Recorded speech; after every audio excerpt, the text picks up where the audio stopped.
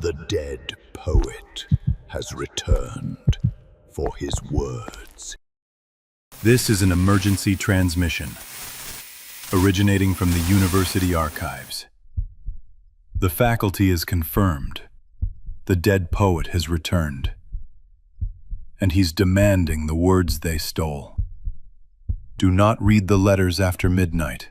Do not respond to the typewriter's call. And if you hear his voice whispering your name, it's already too late. The heavy oak door to Dean Whitman's office closed with a definitive thud behind me, sealing me in a room that felt less like a sanctuary and more like a chamber of judgment. The dark wood paneling absorbed the muted afternoon light, casting long shadows that seemed to stretch across the polished mahogany desk where he sat, fingers steepled, eyes sharp and unyielding. The faint scent of leather-bound volumes and aged paper hung in the air, a silent testament to decades of academic power wielded within these walls. "Dra," Archer Whitman began, his voice smooth but firm. "I understand your dedication to scholarship. Your passion is commendable. But there are lines, boundaries that we must respect for the good of this institution." I met his gaze evenly, refusing to be cowed. "The truth is never a threat to knowledge, Dean. It's the foundation." A faint, almost imperceptible twitch at the corner of his mouth betrayed his displeasure. "Truth," he said slowly, "can be inconvenient. There are reputations, careers, and legacies at stake. The university has a reputation to uphold." The words hung between us like a guillotine blade, heavy with implication. I knew exactly what he meant, the scandal that had been buried for 2 decades. The poet's death that many chose to accept as suicide rather than risk the institution's standing. And now, as I peeled back the layers of secrecy with every poem, every clue, I was threatening to unravel that carefully woven tapestry. "I'm not here to protect reputations," I replied, voice steady despite the tightening in my chest. "I'm here for the truth." Whitman leaned back, his gaze momentarily flickering to the window, where rain began to patter softly against the glass. "I hope you understand the consequences of your pursuit, Evelyn.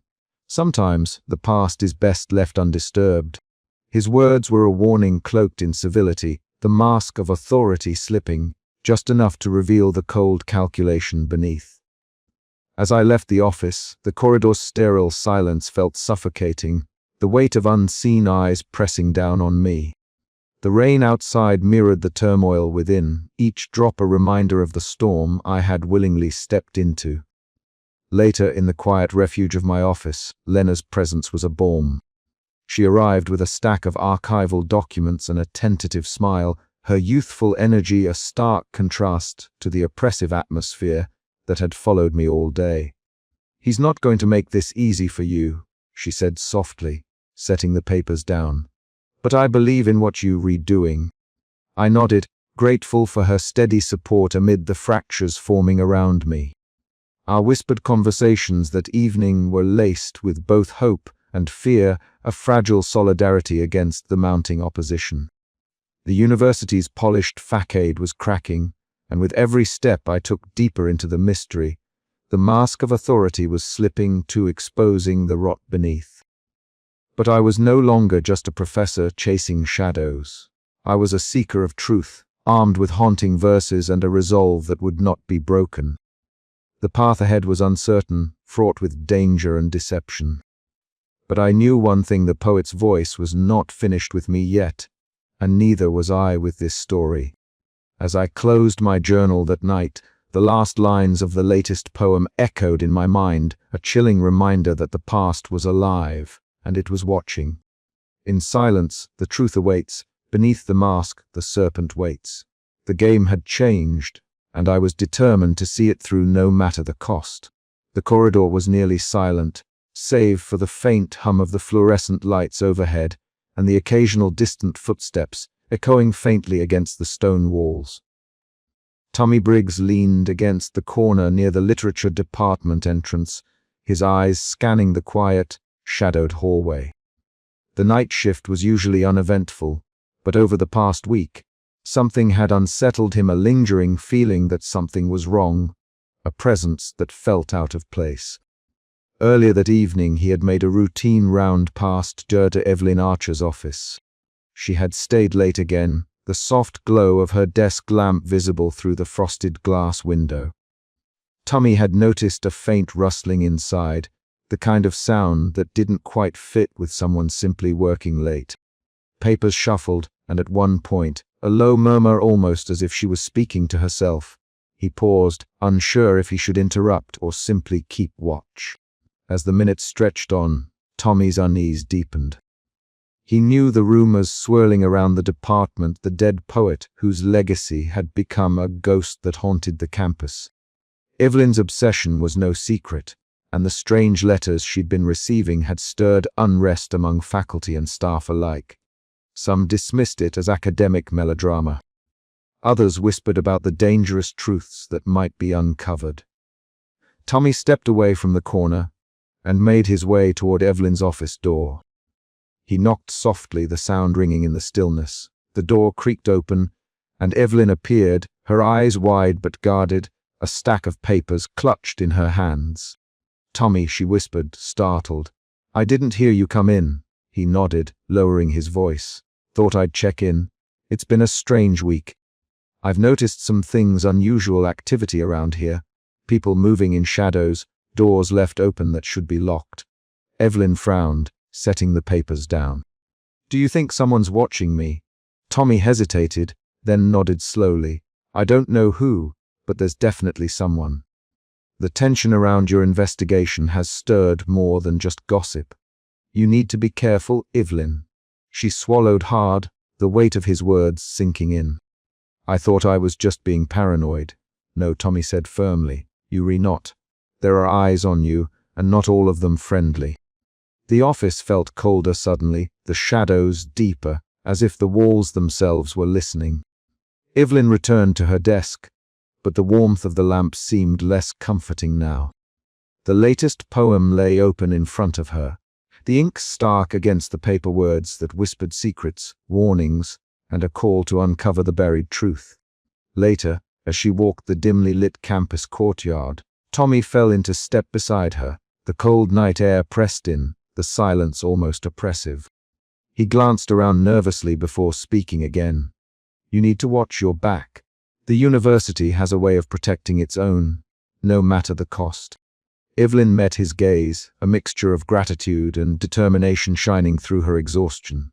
"I won't stop. Not now." Tommy's expression hardened. "Then you'll need allies and maybe some luck."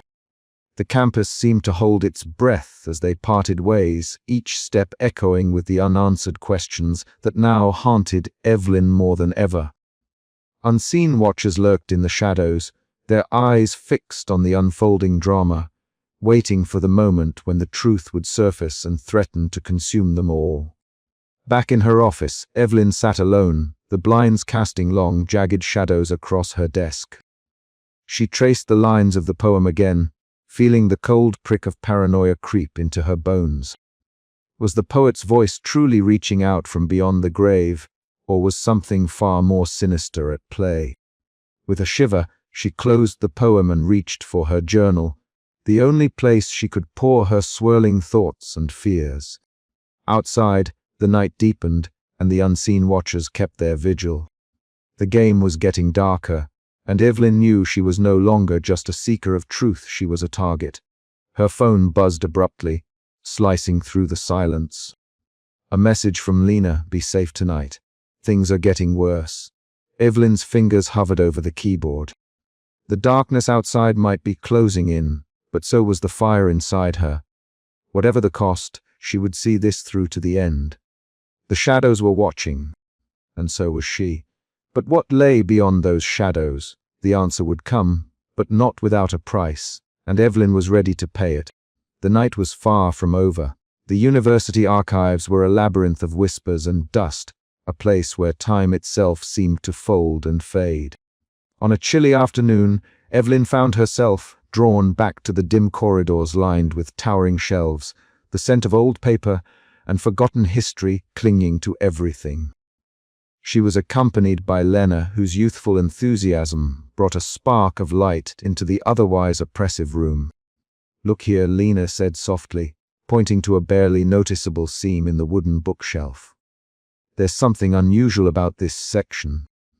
Evelyn crouched down, her fingers tracing the edge of the panel. A faint click echoed as she pressed against a hidden latch, and suddenly a small compartment swung open, revealing a battered, dust-coated folder. Could this be it? Evelyn whispered, heart pounding. With trembling hands, she lifted the folder. Inside were several pages of fragile parchment, yellowed with age, their edges crumbling. The handwriting was unmistakable and elegant, looping script that matched the style of the dead poet's known works. A lost manuscript, Evelyn murmured, eyes scanning the first lines. It could rewrite everything we know about him. The discovery electrified her, but also tightened the noose of danger. The university's facade of calm and prestige felt more fragile than ever, as if this secret was the fulcrum upon which everything balanced. Back in her cramped office, Evelyn and Lena spread the pages across the desk, their dim lamp casting flickering shadows. The manuscript was incomplete, fragmented, but its voice was raw and powerful.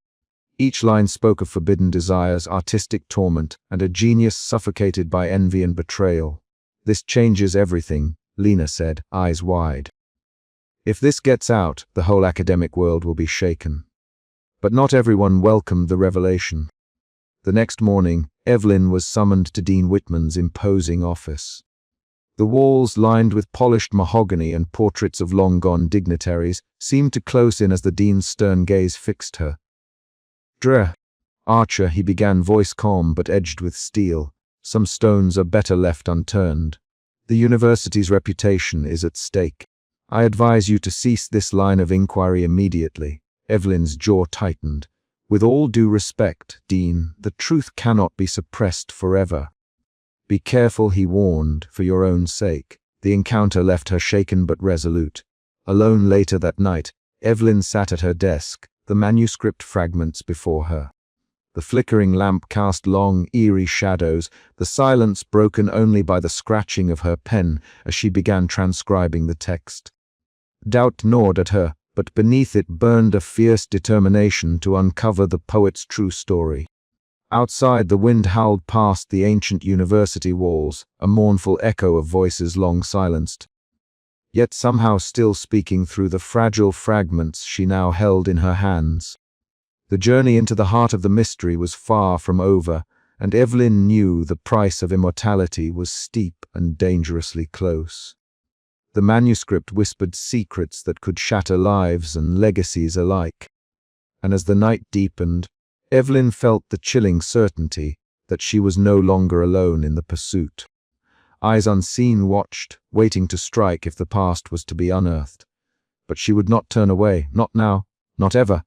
The hidden words beckoned her onward, deeper into the shadows of art, envy, and forbidden genius. The final act was yet to come, and Evelyn was ready to face whatever darkness awaited. As she closed her eyes, the last verse of the manuscript echoed in her mind, a haunting refrain that promised both revelation and ruin. The poem's voice was alive, and so was the danger it carried. The damp chill of the evening seeped through the cracked window of the faculty lounge, where Evelyn Archer sat facing Simon Lee. The air between them was thick with tension, a palpable electric charge that buzzed louder than the flickering fluorescent lights overhead.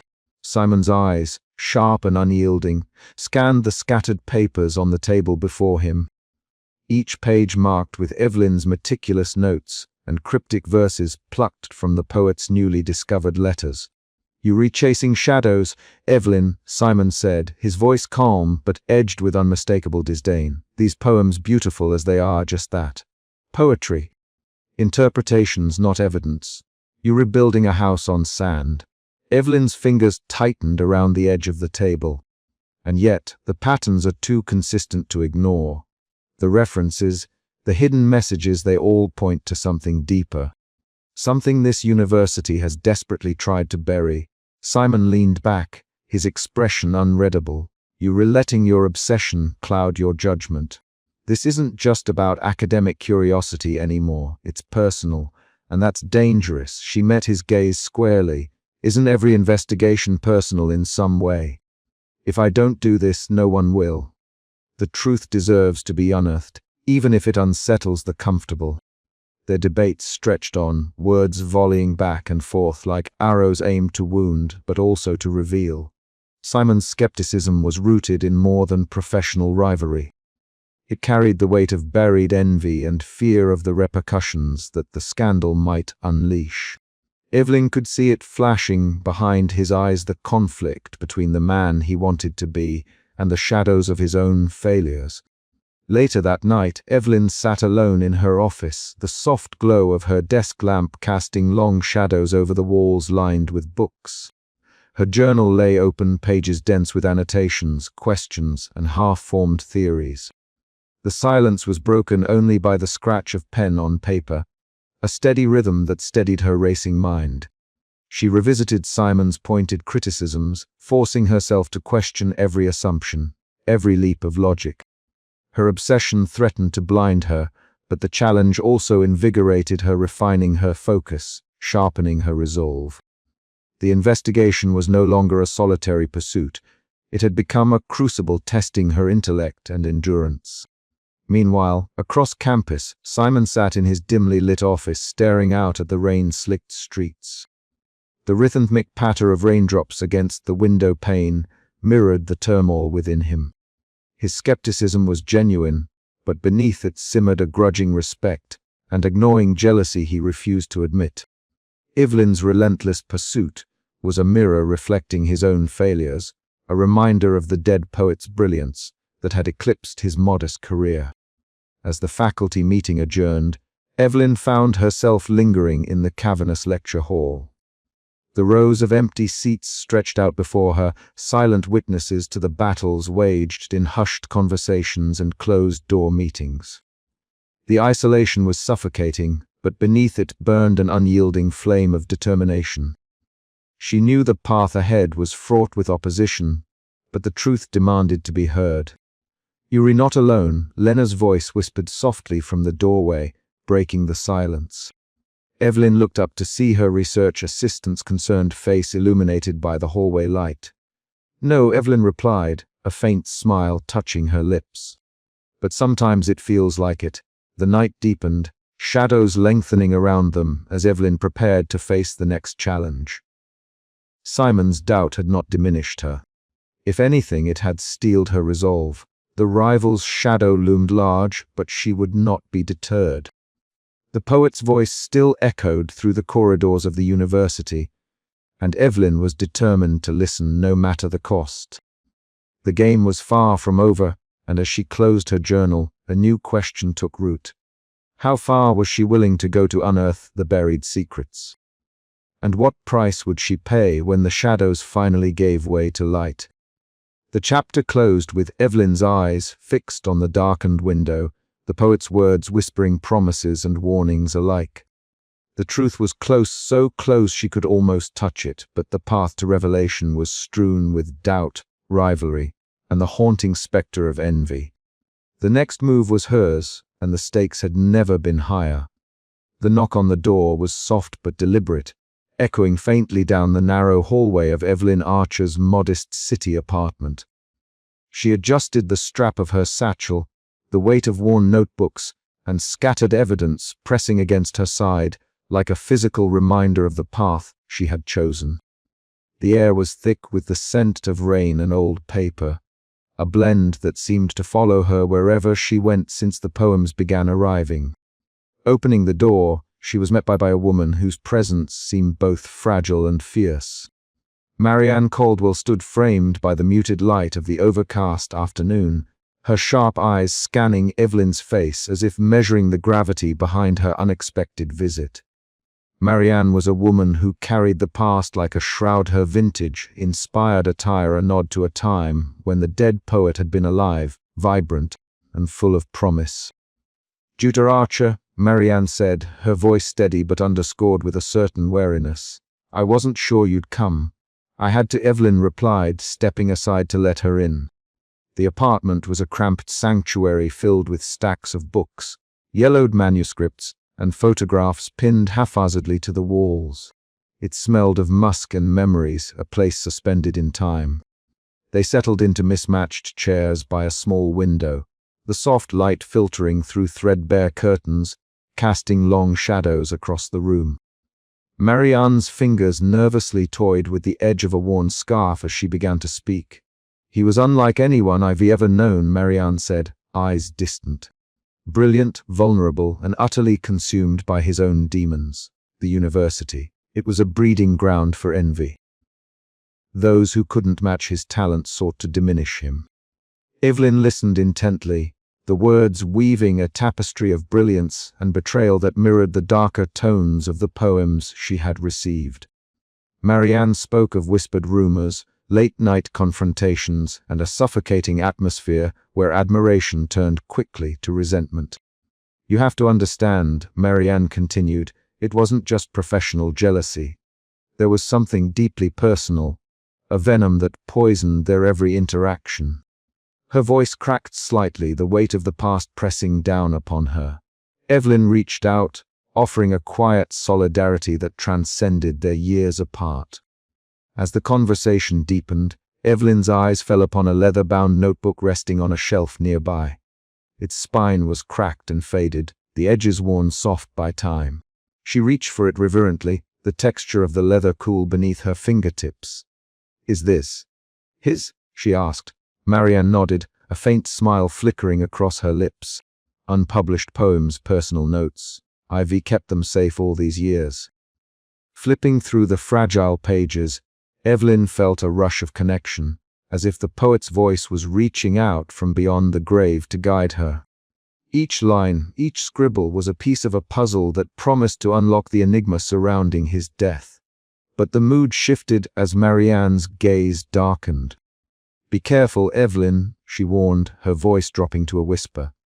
"There are those who still want this buried. The deeper you dig, the more dangerous it becomes." The room seemed to close in around them, the shadows lengthening as the evening crept forward. Evelyn swallowed her fear, steeling herself against the unknown. "I have to know," she said firmly, "for him, for the truth." Marianne nodded, a silent pact forming between them. As Evelyn left the apartment later that day, the leather notebook tucked safely in her bag, a chill wind swept through the city streets. The past was no longer distant, it was alive, pressing in with every step she took. The poet's voice was clearer now, but so too was the danger that lurked in the shadows of the university's polished facade. The journey ahead promised revelation, obsession, and perhaps ruin. Evelyn felt the familiar pang of dread mixed with an irresistible, pull-a-haunting blend of revelation and apprehension that would not let her turn back. And somewhere deep within, she knew the poet was watching, waiting for her to uncover the final verses of his story. The game was far from over. The clock on the wall ticked relentlessly, its sound filling the cramped silence of Evelyn's office as the last students had long since departed from the university. The glow of the desk lamp painted everything in hues of yellow and shadow, the edges of the room swallowing the light in a slow creep of darkness. Evelyn's fingers trembled slightly as she unfolded the latest envelope, the paper inside thin and yellowed, yet fresh in a way that seemed impossible. The poem was scrawled in a handwriting that was both beautiful and chillingly familiar, the unmistakable signature of the poet long dead. Her eyes traced the verses slowly, each line heavier than the last, dripping with menace and despair. The words whispered of betrayal, envy, and a darkness festering beneath the university's polished veneer. As she read, a cold shiver traveled down her spine, the room seeming to contract around her, the shadows lengthening and deepening. She reached for her notebook, furiously scribbling annotations, desperate to decode the cryptic clues buried within the haunting stanzas. A sudden knock at the door shattered her concentration, making her heart leap. "Evelyn." Lena's cautious voice slipped through the crack. The door creaked open and Lena stepped inside, her expressive eyes wide with concern as they darted around the cluttered room. "You've been here all night. You need to rest." Evelyn's lips pressed into a thin line, frustration bubbling to the surface. "Rest. How can I rest when the truth is slipping further away? These poems, they're warnings, threats. They want me to stop. Lena took a tentative step closer, hands clenched nervously. Or maybe it's just your mind playing tricks. You've been pushing too hard, Evelyn. You're re-isolating yourself. A flash of anger crossed Evelyn's face. Isolating myself. This is the only way to get to the bottom of this. You don't understand what's at stake. The tension between them thickened the air, and Lena's shoulders sagged with quiet resignation, but she nodded. I just don't want to lose you to this. Later, as Evelyn walked the dimly lit corridors of the university, the echoes of her footsteps a lonely accompaniment. She caught a glimpse of a familiar figure watching her from across the hall. Professor Malcolm Hargreaves' cold, calculating gaze met hers for a heartbeat before he turned away with a dismissive smirk. The encounter sent a chill coursing through her veins, a silent reminder of the powerful forces aligned against her.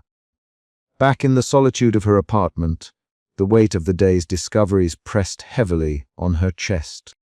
The room was quiet save for the soft hum of the city outside her window.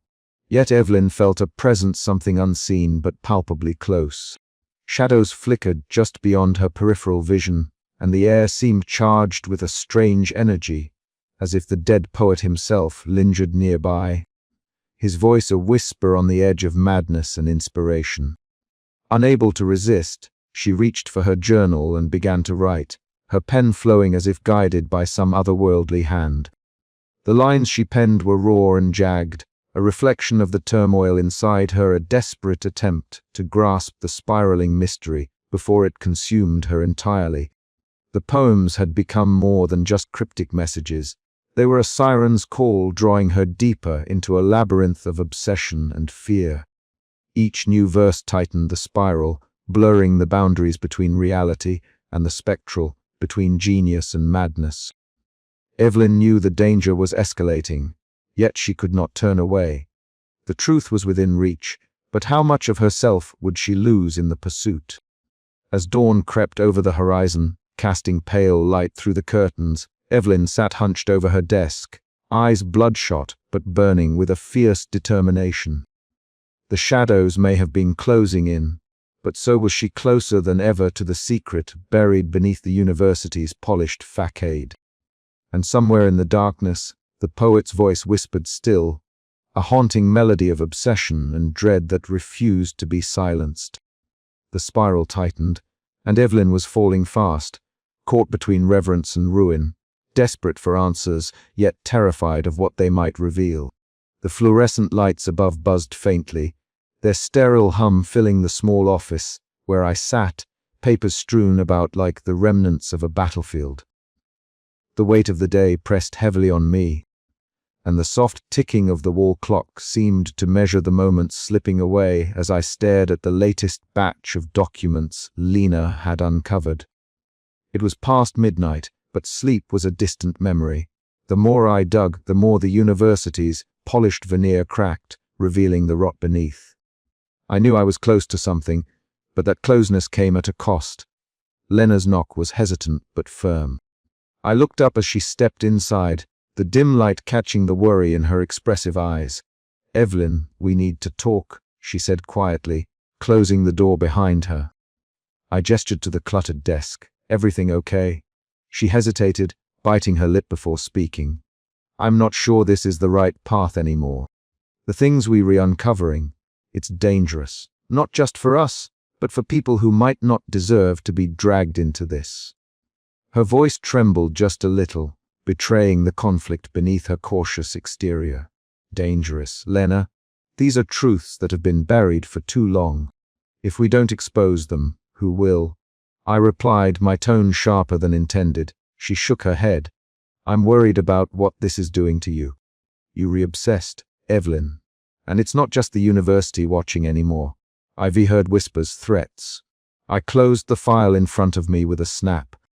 "Threats won't stop me. Not now." Her gaze hardened, a flicker of fear shining through. "I can't be part of this if it means putting myself in harm's way." The words hit me like a cold wave, and for the first time, the full weight of isolation settled on my shoulders. So that's it? You re-walking away. I have to, she said firmly, turning toward the door but pausing. Just promise me you'll be careful. The door clicked softly behind her, leaving me alone with the growing silence and an aching sense of loss. The next morning, the atmosphere in the literature department was palpably different. Whispers followed me down the hallways, and the usual warm greetings were replaced by curt nods or avoided eye contact. The university was changing, or perhaps revealing itself as it truly was.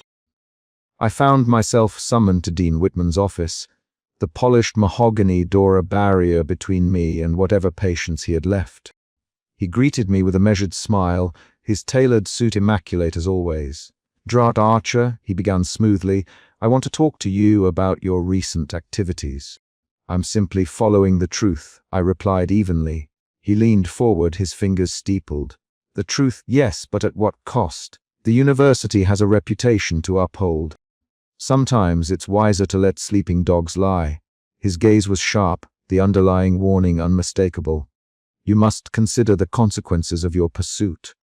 I met his eyes, unwilling to flinch. "I understand the risks, Dean, but silence would be complicity." He exhaled slowly, the tension in the room thickening. "Be careful, Evelyn, for your sake, and for those around you." Leaving his office, the chill from his words followed me down the corridor. The institution was closing ranks, and I was the outsider challenging the order. That evening, the office felt colder than usual. I returned to the pile of letters and poems, their haunting verses beckoning me deeper into the labyrinth. The flickering lamp cast long shadows, dancing like ghosts on the walls.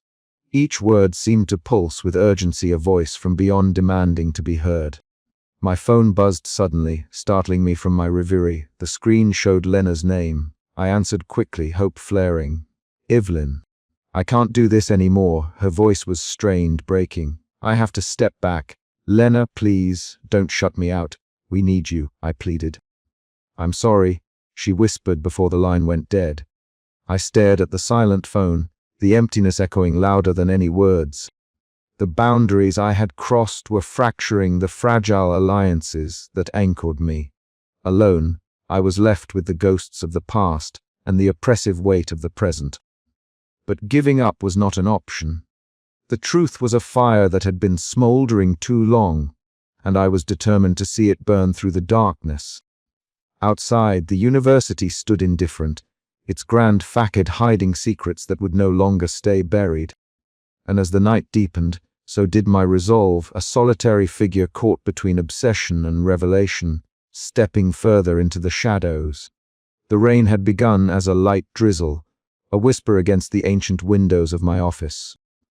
But by the time I answered the phone, it had turned into a relentless downpour that pattered like cold fingers against the glass. The air was thick with the scent of wet stone and forgotten secrets, and I could feel the weight of the day settling into my bones. When the line crackled to life, the voice on the other end was unmistakable, icy, measured, and laced with menace. "Dr. Archer," Malcolm Hargrove said, his tone clipped, every word deliberate. "I suggest you cease your inquiries immediately. There are consequences to disturbing the past." I stiffened, the blood draining from my face. The man who had shadowed my investigation for months had crossed from subtle obstruction to outright threat. His voice was a chilling reminder that the secrets I sought to unearth were guarded not only by lies, but by those willing to silence the truth by any means necessary. "I'm only seeking the truth," I replied, my voice steady despite the tremor in my hands. "The past cannot stay buried forever." A low, humorless laugh echoed on the line. "Truth is a luxury, Evelyn. Some things are better left forgotten." And then the line went dead, leaving me alone with the howling storm outside and the cold dread creeping through my veins. The hours that followed were a blur of restless pacing and fevered note-taking. Lena tried to calm me, her presence a small island of warmth in the shadowed room. "Maybe we should tell someone," she suggested cautiously, eyes flickering with concern. "Campus security, the dean." I shook my head. "Malcolm's reach is long. I can't trust anyone yet. Not until I know what I'm really dealing with. That night, the university felt transformed. The familiar paths and buildings took on a sinister cast beneath the moonless sky. My footsteps splashed through puddles on the slick pavement as I moved cautiously toward the library, the place where so many answers had begun to surface. Every rustle of leaves, every distant footfall set my nerves on edge. Shadows seemed to stretch and shift just beyond my vision, and I was certain someone or something was watching me. The cold seeped through my coat, but it was the feeling of being hunted that chilled me to my core. Suddenly, a firm hand gripped my shoulder. I spun around to find Tommy Briggs, the campus security officer whose quiet vigilance had not gone unnoticed. His eyes were sharp beneath the brim of his cap, a silent warning etched in the lines of his face. "You shouldn't be out here alone," he murmured, voice low. "There are people who don't want you poking around. Hargrove's not just playing games anymore." His presence was both reassuring and a stark reminder of the danger closing in. "What can I do?" I asked, voice barely above a whisper. Tommy shook his head. "Just be careful, and if things get worse, come find me."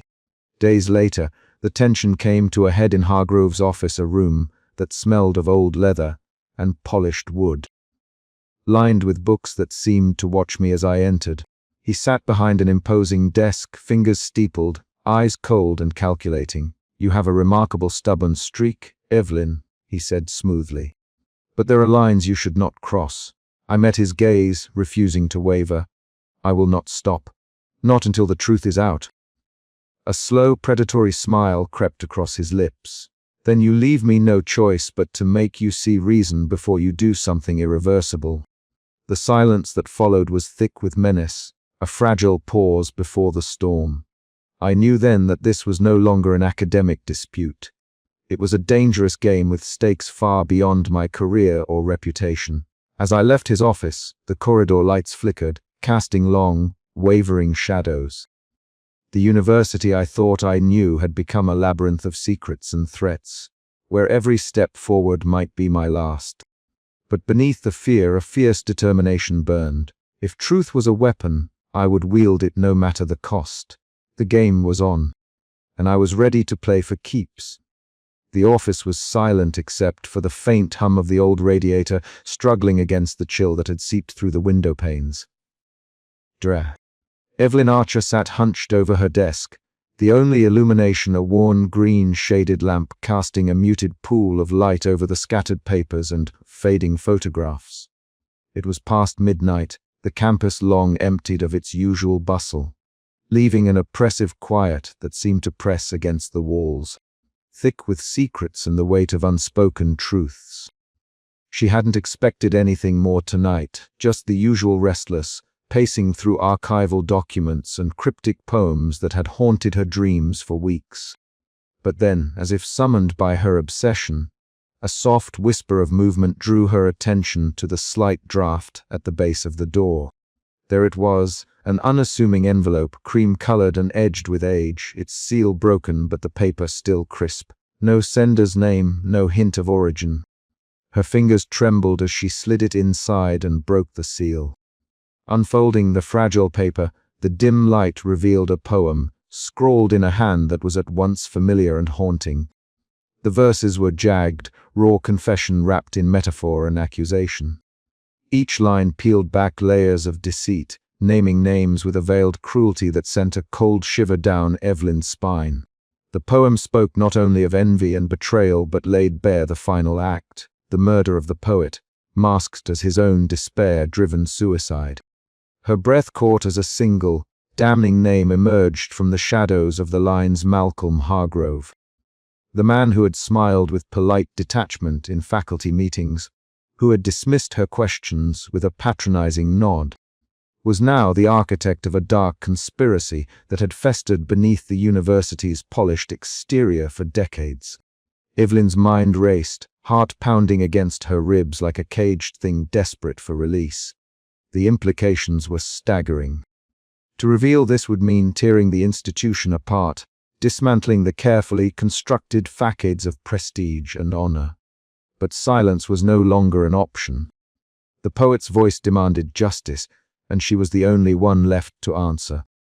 The following day, she met with Lena Martin in the cramped seminar room that had become their war room. The young assistant's eyes were wide with concern but also fierce determination. Together, they pored over the poem, decoding its symbolism and cross-referencing names and dates. The evidence was undeniable, but so was the danger. Whispers of their work had already begun to stir unease among the faculty, and Evelyn could feel the tightening gaze of unseen watchers. "We have to be careful," Lena urged softly. "This isn't just academic anymore. It's personal." Evelyn nodded, the weight of her own isolation settling over her like a shroud. Yet beneath the fear was a fierce resolve. The truth had to come out, no matter the cost.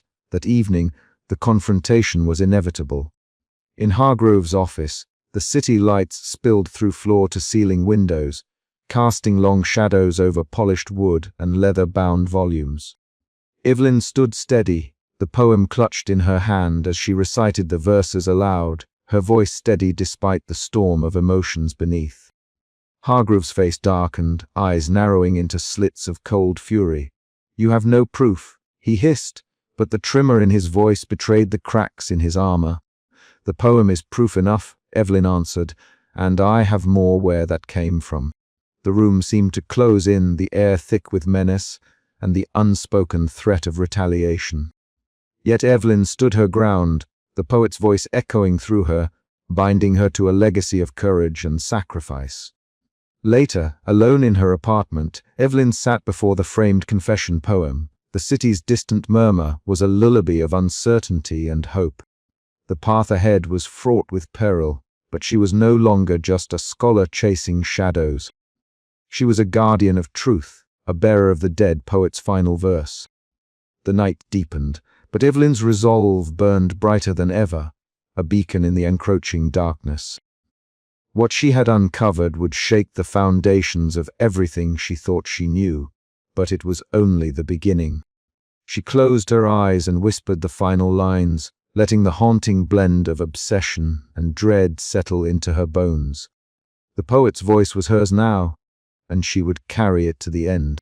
The dim light of the late afternoon filtered through the heavy drapes of Professor Hargrove's office, casting long shadows across the worn carpet. I stood just inside the doorway, clutching the folder of evidence that had become both my shield and my sword. The silence was thick, almost suffocating, broken only by the occasional distant murmur of the university's evening bustle. The door creaked softly as I closed it behind me, the sound echoing ominously.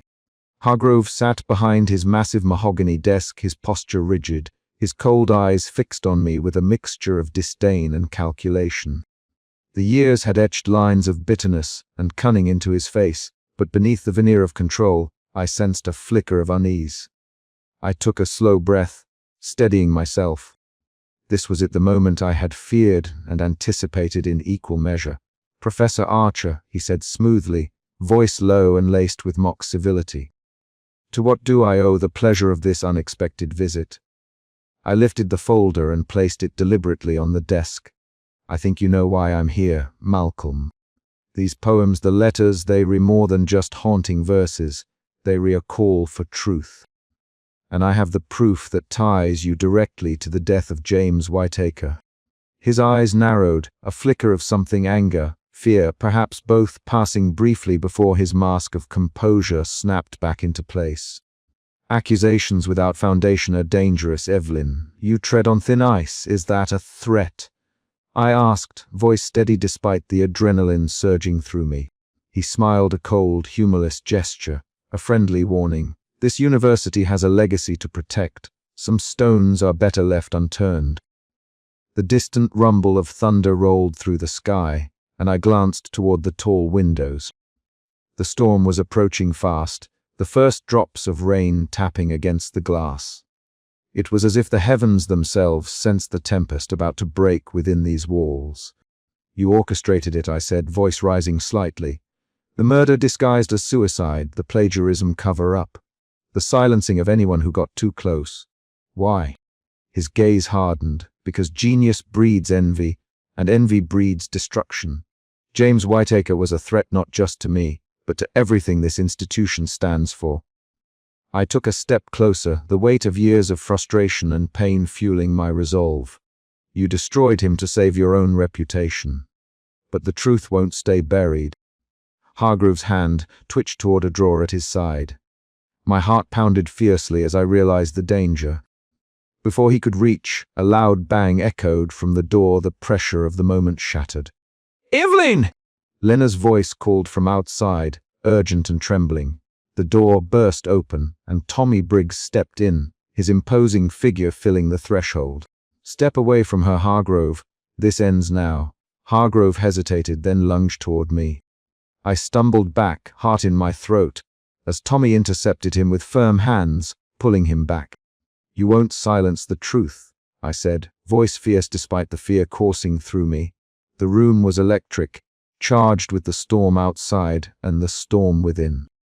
Hargrove's facade cracked under the weight of exposure, his secrets spilling into the open like poison. As the police were called and the first steps toward justice began, I stood amidst the chaos, lungs burning, mind racing. The confrontation had left scars, but it had also shattered the silence that had bound the university for decades. Yet, even as I exhaled, a shadow lingered, an unspoken question of what price was yet to be paid for the truth. And in the depths of my soul, I knew this was only the beginning. The storm outside finally broke fully, rain cascading in torrents against the windows, a relentless drumbeat echoing the pounding of my heart. I settled into the uneasy calm that follows a storm, knowing that the darkness I had unearthed within these walls would not be easily vanquished. But for now, the poet's voice was heard. The silence was broken, and I was no longer alone in this fight. The echo of his confession haunted the room long after the rain had ceased, a testament to the fragile balance between power and truth, envy and genius. And as I stepped out into the night, the weight of the poet's legacy pressed upon me not as a burden, but as a call to continue the story he had begun. I would not falter, I would not forget, because some voices, no matter how deeply buried, refused to be silenced. And I was listening. The late afternoon sun filtered through the tall windows of the literature department, casting long, somber shadows across the worn wooden floors. Dra. Evelyn Archer stepped into her office, the familiar scent of old paper and polished wood greeting her like an old friend. She dropped her bag onto the desk and reached into the small metal mailbox affixed to the wall beside her door. Among the usual faculty memos and flyers, a single envelope caught her eye. It was unlike any other, thick, yellowed paper sealed with no stamp or sender's name. The handwriting on the front was elegant, curling in a style she hadn't seen in years, signed simply, A. Whitaker. Evelyn's heart quickened. The name chilled her. Alexander Whitaker, the poet who had died mysteriously 2 decades ago, her obsession since her graduate days. His work had always fascinated her, brilliant, enigmatic, and tragically brief. Finding a letter, or worse, a poem from him now seemed impossible. Yet, here it was. With trembling hands, she broke the seal and unfolded the heavy paper. The poem inside was short, but every word struck her like a whispered secret. Between these walls, shadows dance and hide, whispers of envy, where truths collide. A voice silenced, yet echoes remain, in silent verses, the past's refrain. The signature at the bottom was unmistakable.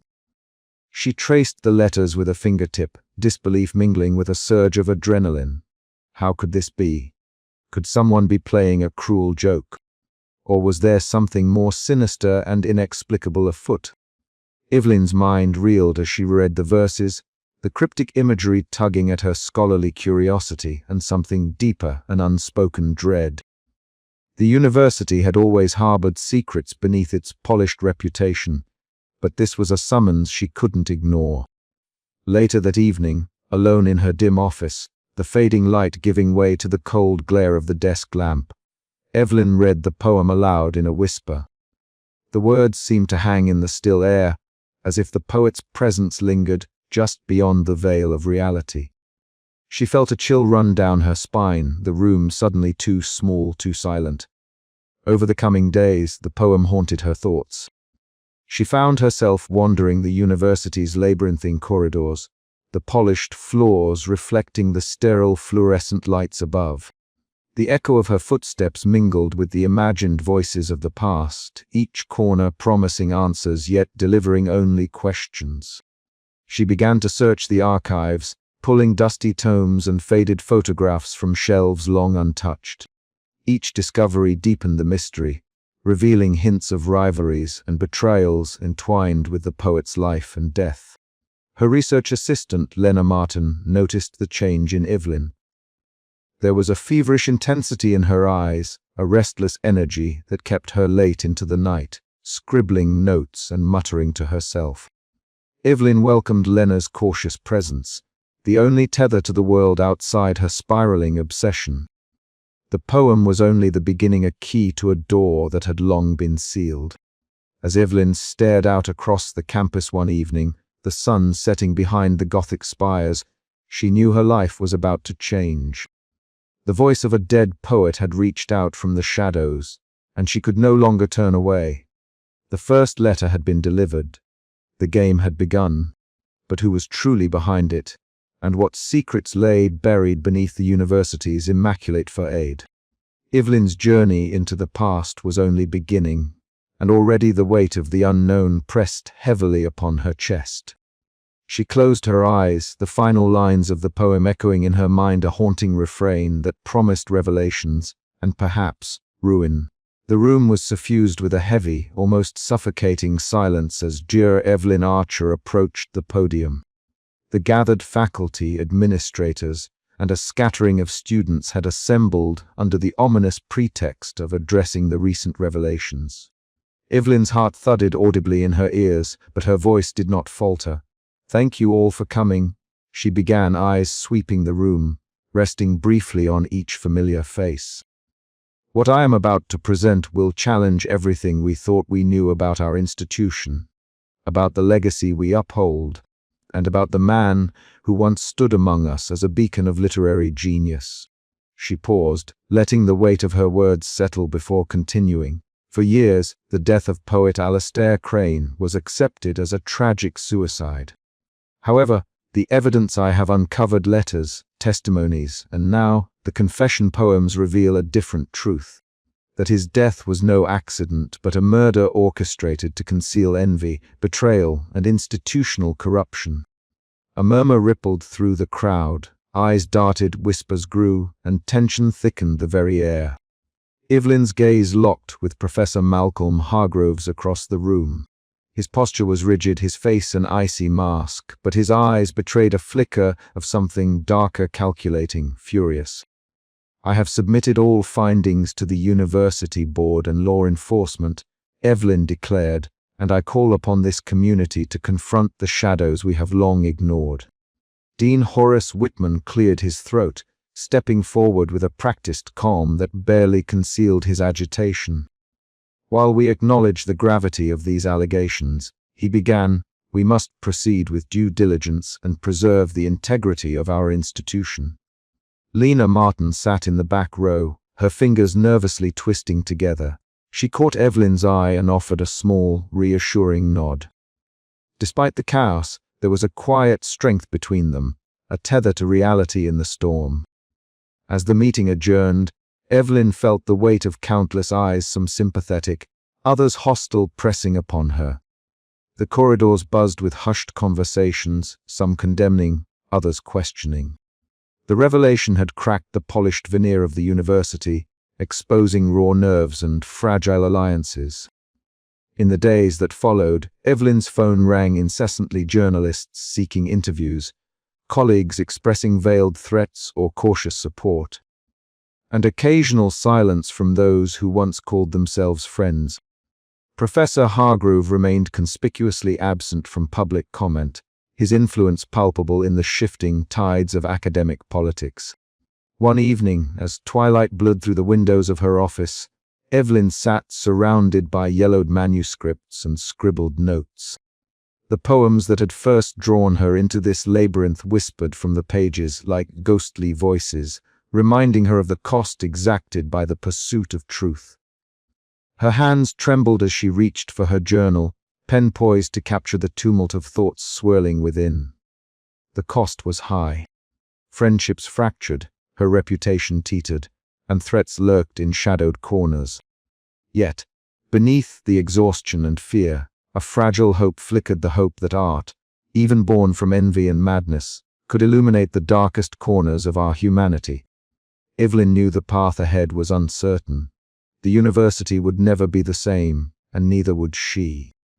But as the last light faded, she whispered a vow to the lingering spirit of Alistair Crane that his voice, once silenced, would not be forgotten, and that the truth, no matter how painful, would endure.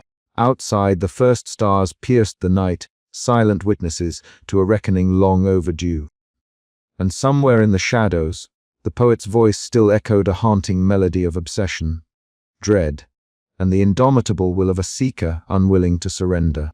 The office was steeped in a quiet that felt almost sacred, the only illumination coming from the warm pool of light created by the desk lamp.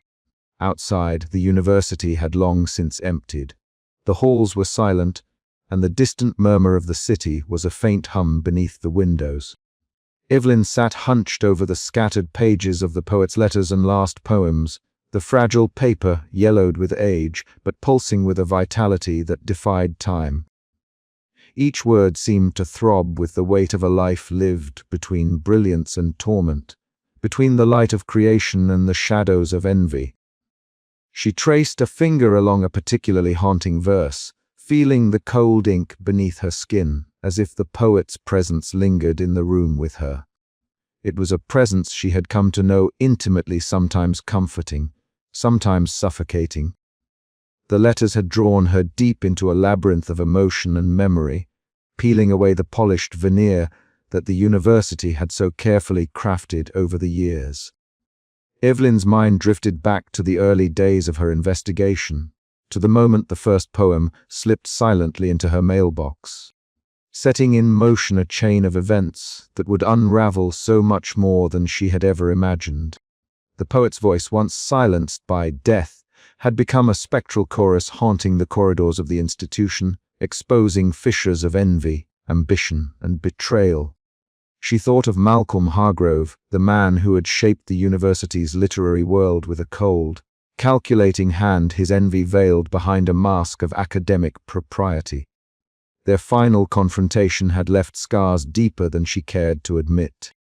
Yet even in his ruthless self-preservation, Hargrove was a man undone by the same corrosive forces that had destroyed the poet.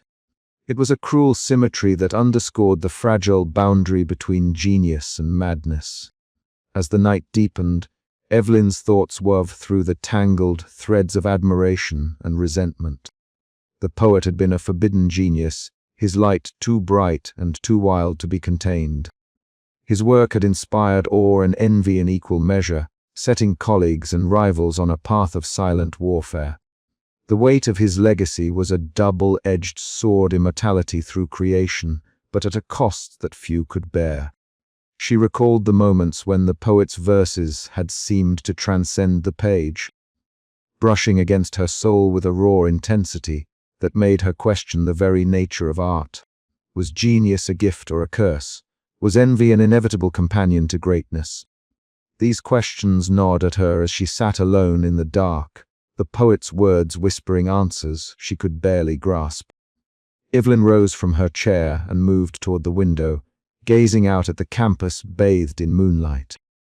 The buildings stood silent and still, monuments to ambition and tradition, yet beneath their grandeur lay secrets that threatened to unravel everything. She felt the weight of history pressing down on her, the legacy of those who had come before, and the burden of those who would follow. Her fingers tightened around a fresh sheet of paper, and with deliberate care, she began to write.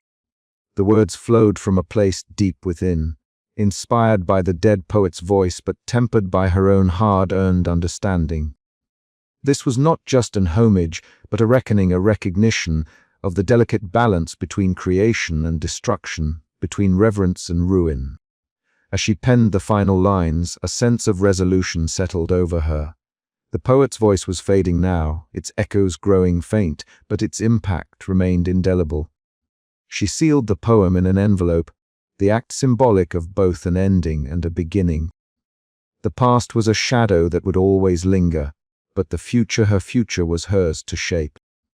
Evelyn allowed herself a moment of quiet reflection, aware that the journey was far from over. The university would never be the same, nor would she. The haunting blend of obsession and dread that had marked her path would continue to pulse in the margins of her life and work. But now, armed with insight and tempered by loss, she was ready to face whatever came next.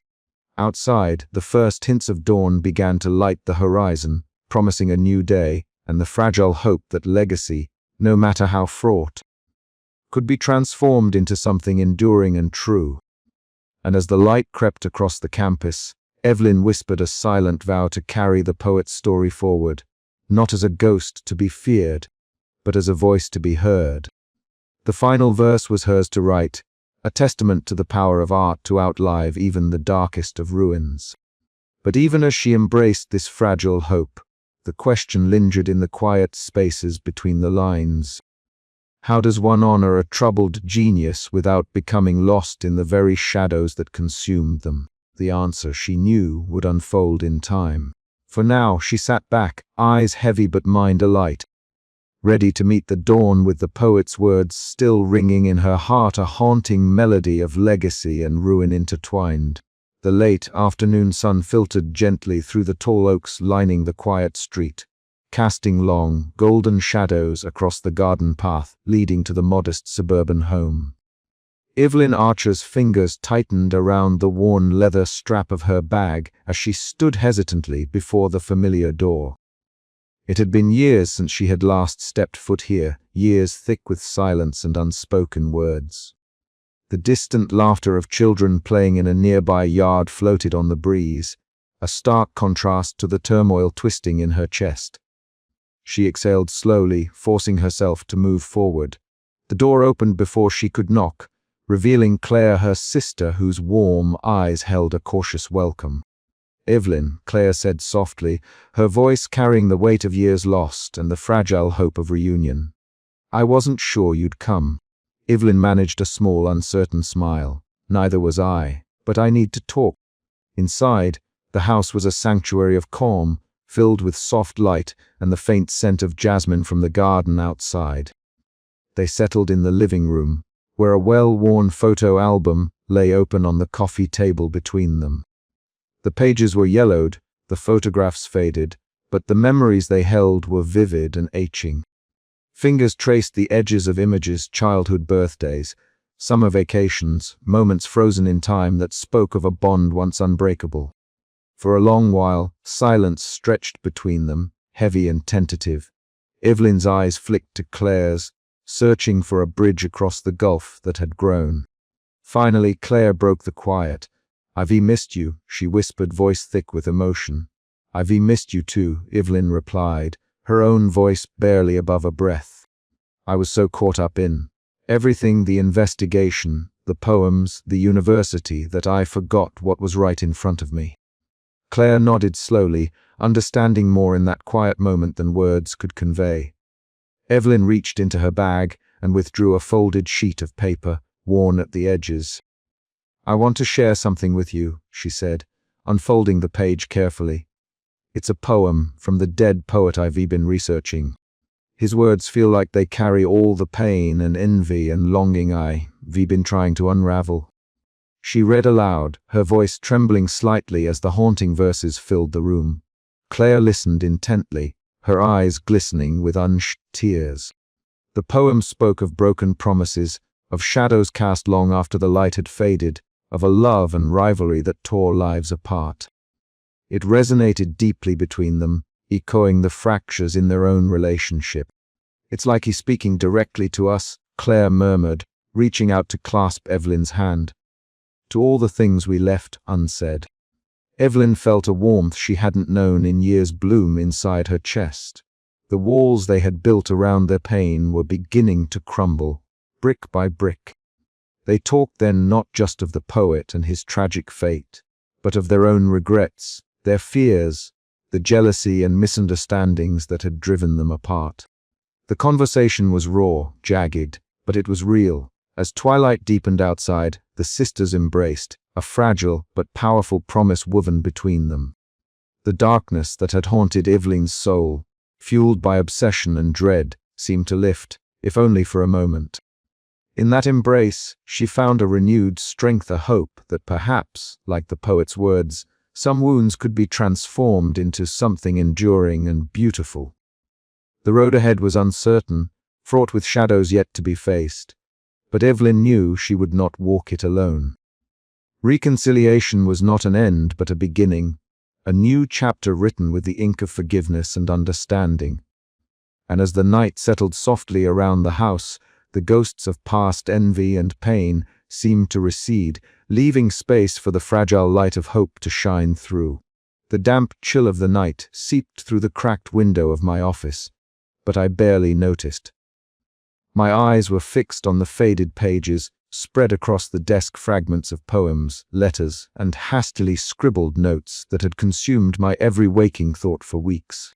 Outside, the rain drummed a steady rhythm against the glass, a quiet percussion that seemed to echo the steady beat of my heart. For the first time in what felt like an eternity, I allowed myself to lean back in the creaking chair and breathe. The university was no longer the same place I had entered months ago, and neither was I. The scandal had torn through the polished veneer of prestige and tradition, exposing the raw, jagged edges beneath. Truth had a way of cutting deep, and in its wake, it left both ruin and renewal. I traced a finger over a line of verse from the dead poet, whose voice had haunted me beyond the grave. His words, once shrouded in mystery and pain, now felt like a fragile thread connecting past and present, guiding me toward an uncertain future. Lena's knock brought me back from my reverie. She stepped inside, her youthful face illuminated by the soft lamplight, eyes bright with a mixture of concern and encouragement. "You've been here all night," she said gently, setting a steaming cup of tea beside my cluttered notes. "You need to rest." I smiled faintly, grateful for her presence. "It's hard to stop now. There's still so much to process, so much left undone." She pulled up a chair, settling beside me. "Maybe that's part of moving forward, accepting that some things will always be unfinished. But that doesn't mean we stop trying." Her words struck a chord. For so long, I had been consumed by the shadows of the past, by the ghosts of envy and betrayal that had haunted this place. But now, as the first light of dawn threatened to break through the rain-streaked windows, I felt something new, a tentative hope. The following days brought a cautious healing to the campus. The administration, led by Dean Whitman, began taking tentative steps toward reform, acknowledging the cracks beneath the surface. When he stopped by my office, his usual stern demeanor softened just enough to reveal a man wrestling with his own conscience. "Change won't come easily," he admitted, "but it's necessary, and your courage has been a catalyst."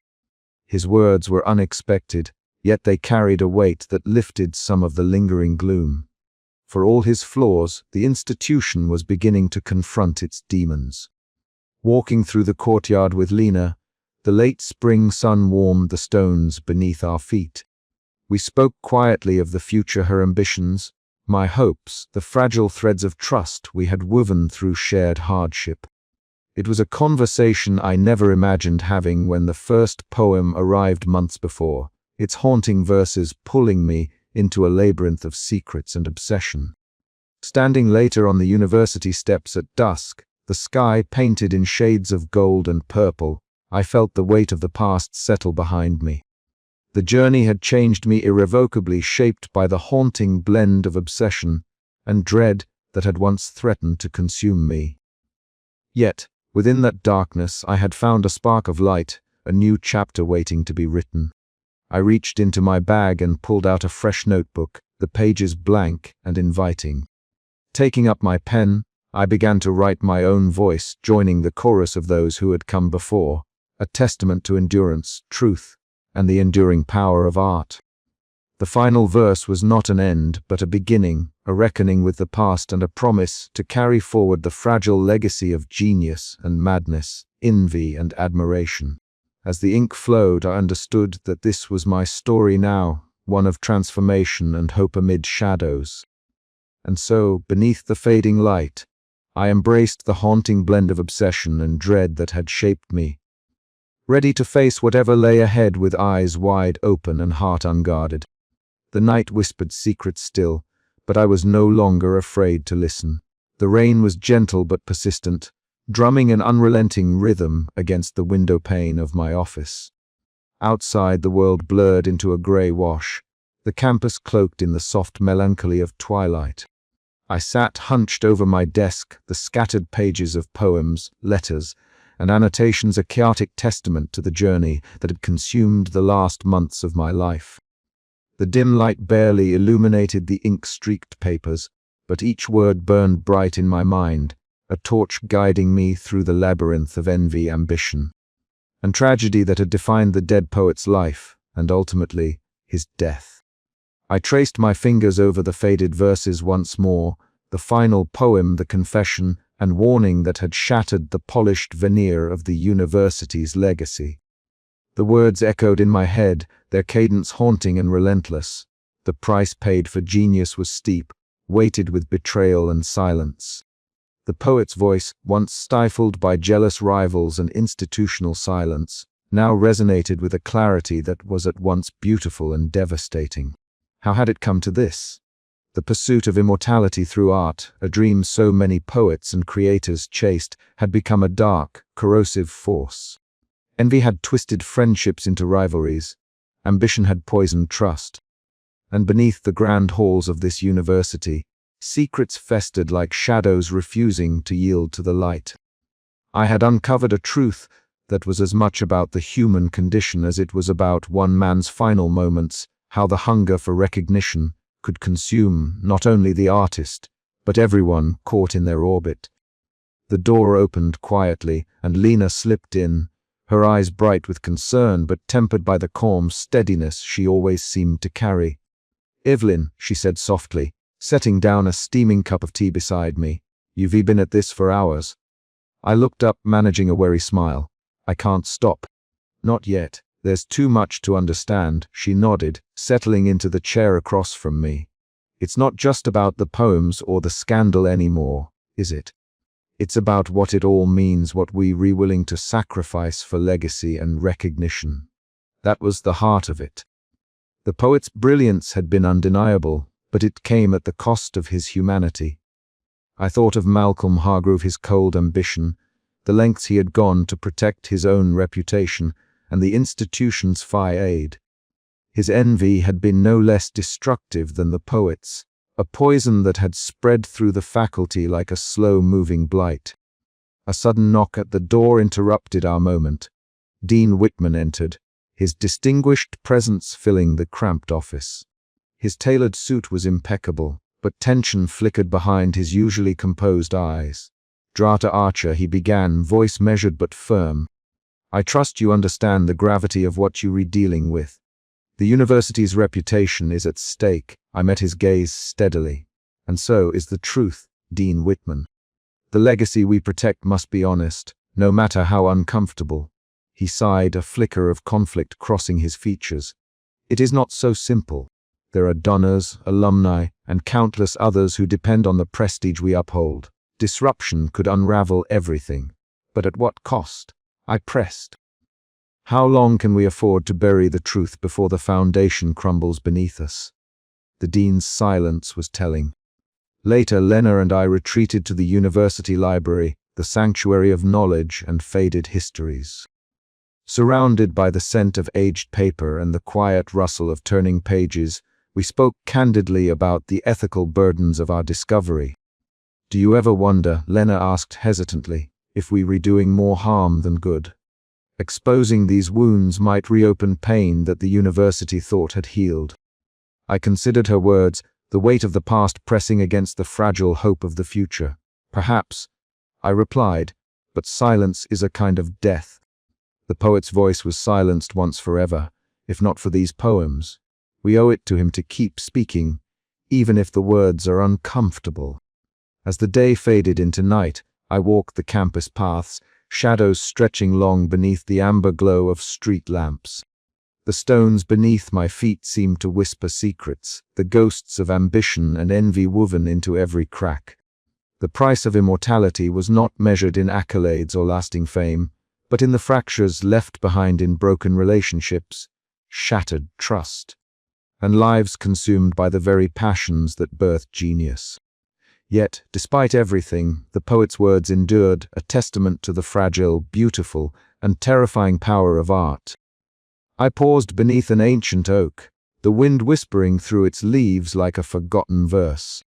Somewhere in the echoes of the past, I found a strange comfort, a reminder that even in darkness, the search for truth and meaning was a light worth following. The journey was far from over, but for the first time in months, I felt a quiet resolve settle within me. The price of immortality was steep, yes, but it was a price I was willing to pay, for the poet, for the truth, and for the fragile legacy that art demands we carry onward. And as I turned to leave, the final lines of the dead poet's last letter lingered in my mind, a haunting refrain that would forever shape the path ahead. In the shadow of envy, the true voice finds its strength. The night was still, but within me, a new dawn was stirring. The night had settled deep into the university, wrapping the stone halls and ancient oaks in a blanket of silence. Dra. Evelyn Archer sat alone at her worn oak desk, the familiar scent of old paper and ink filling the small study. A single desk lamp cast a soft golden glow, illuminating the scattered sheets of paper, each covered in her careful handwriting. Outside, a faint breeze stirred the curtains, whispering through the cracked window pane. She held her pen poised above the page, the weight of what she was about to write pressing upon her chest like a physical force. This was no ordinary poem, it was a bridge between worlds, a final verse stitched with threads of obsession, dread, and a fragile hope that had taken root over months of turmoil. Her fingers trembled slightly as she began to write, the words flowing slowly at first, then gaining momentum. Lines formed that echoed the voice of the dead poet whose haunting letters had upended her life. Yet they were also distinctly hers, an intertwining of two souls separated by time, but united in the pursuit of truth and expression. In shadows cast by time's cold hand, echoes linger where we stand. A voice once lost, now found anew, in whispered verse, I walk with you. The scratch of her pen against paper was the only sound in the room, a rhythm that steadied her racing thoughts. Each word was a step away from the obsession that had threatened to consume her, a step towards acceptance and transformation. Memories swirled in her mind, countless nights spent deciphering cryptic verses, the cold stares of colleagues turned away, the whispered warnings from those who wished the past to remain buried. Yet here she was, still standing, still writing. A gentle knock at the door pulled her from her reverie. Evelyn. Lena Martin's soft voice floated in. I brought you some tea. Evelyn looked up, managing a tired but genuine smile. Thank you, Lena. That's kind of you. Lena entered, placing a steaming cup on the desk. Her eyes searched Evelyn's face, filled with a mixture of concern and relief. How are you holding up? Evelyn sighed, her gaze drifting back to the poem. I'm different. The poem, it's helped me make sense of everything. The past, the poet, the madness, the fear. It's like I'm finally able to speak with his voice, but also my own. Lena nodded, settling into the chair beside her. You've come so far. It's been a hard journey, but you've uncovered truths no one dared to face. The warmth of the tea seeped into Evelyn's hands, a small comfort amid the storm. It's strange, she mused, how obsession can both destroy and create. I feared losing myself, but maybe that fear was part of the process, shedding who I was to become, who I need to be. A silence fell between them, filled not with emptiness, but with the quiet strength of shared understanding. Days later, in the grand office of Dean Horace Whitman, Evelyn found herself face to face with the man who had once stood as a formidable barrier to her quest. The room smelled faintly of leather and polished wood, the afternoon light filtering through heavy curtains. Dean Whitman regarded her with a measured gaze, the lines on his face deepening as he spoke. Dra Archer, the university is still reeling from the revelations. The scandal has shaken us to the core. Evelyn met his eyes steadily, truth often does. But it was necessary. He nodded slowly, a trace of grudging respect in his tone. It comes at a cost, though. Careers, reputations, trust. Are you prepared for the fallout? She took a breath, feeling the weight of all she had endured. I am. Because I believe that what I do must honor the pursuit of knowledge and integrity, no matter the cost. Whitman's expression softened briefly, the facade of the institution momentarily giving way to the man beneath. You have changed this university, Evelyn, perhaps for the better. Outside, twilight draped the campus in hues of deep purple and gold. Evelyn walked through the familiar stone courtyard, the chill air crisp against her skin. The ancient walls seemed less oppressive now, more like silent witnesses to a story finally told. Her breath formed small clouds as she exhaled slowly, each step echoing softly on the cobblestones. Somewhere in the distance, a lone owl called, its haunting cry a reminder of the night's quiet mysteries. She paused beneath the towering elms, looking up at the darkening sky, where stars began to pierce the velvet dusk. A strange peace settled over her, a fragile truce between the shadows of the past and the promise of tomorrow. Drawing her coat tighter around her, Evelyn whispered to the night, "This is not the end. It's a beginning."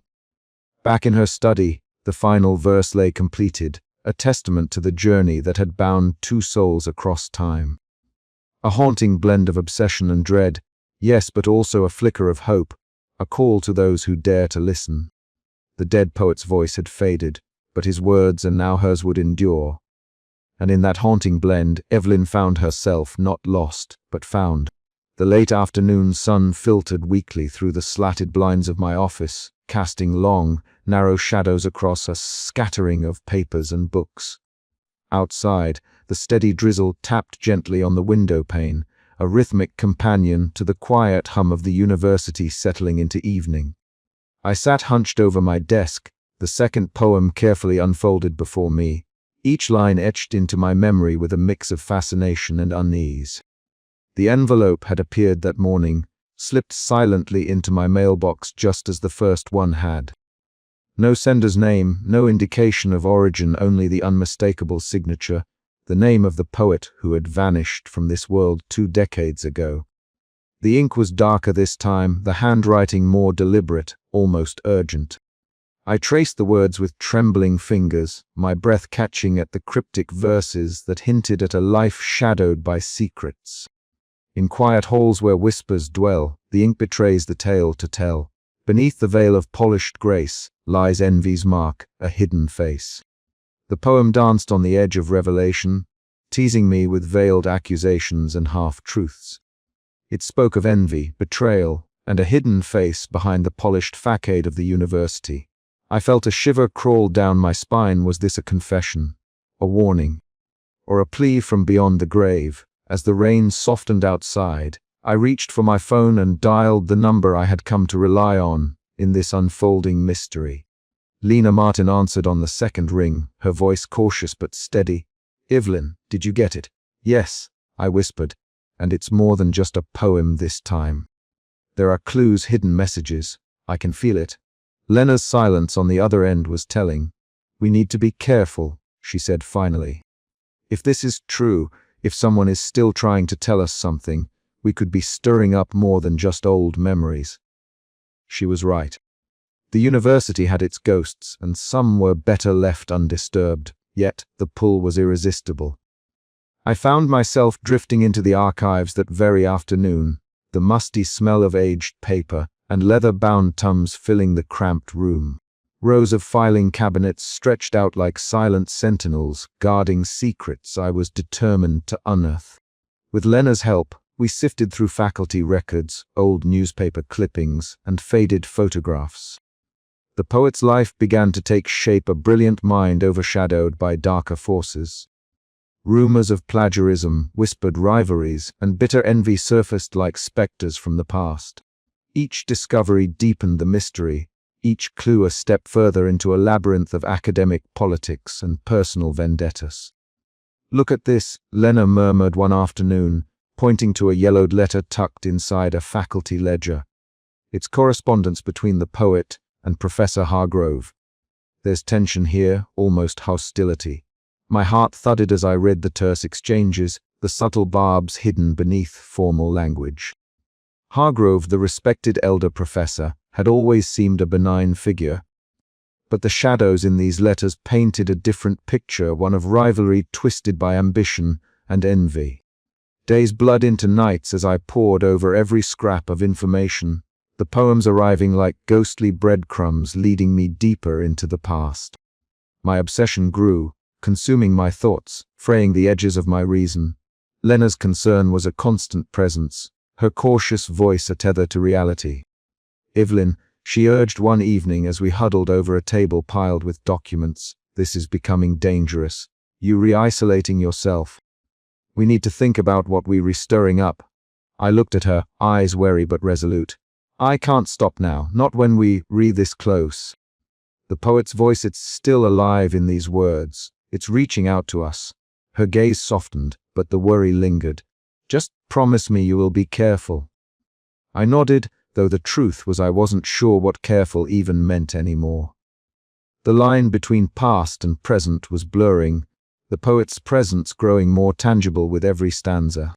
I felt watched, hunted not just by shadows of memory but by living, breathing adversaries hidden behind polite smiles and academic decorum. That night, back in my apartment, I spread the poems across the floor, their verses echoing in the silence. The rain had stopped, but the weight of the storm within me raged on. I was caught between reverence for a lost genius and the dread of what his words might reveal. Who had silenced him, and why? As the clock ticked past midnight, I felt a chill crawl along my spine, as if the poet himself were watching, waiting for me to follow his voice down the dark corridors of truth. The echo from the past was growing louder, and I was powerless to resist its call. I closed my eyes and whispered into the stillness, "I'm coming." The university archive was a cavern of shadows and whispers, a place where Evelyn felt the weight of decades pressing down like a silent jury. The musty scent of old paper and leather-bound volumes filled the air as she and Lena Martin worked side by side beneath the dim glow of a single flickering lamp. Evelyn's fingers trembled slightly as she pulled a fragile folder from the shelf, its edges frayed and brittle, the label faded almost beyond recognition. "This is it," she breathed, eyes scanning the yellowed pages within. Lena leaned in, her youthful face illuminated by the soft light, eyes wide with cautious excitement. "Look at this," she said, pointing to a handwritten letter tucked deep inside the folder. It was addressed to the dean from a disgruntled faculty member, accusing the late poet of plagiarism, an allegation that had been hushed up, buried beneath layers of bureaucratic silence. The words were scathing, filled with bitterness and envy, but also a desperate plea for justice. Evelyn's heart pounded as she read the accusations aloud.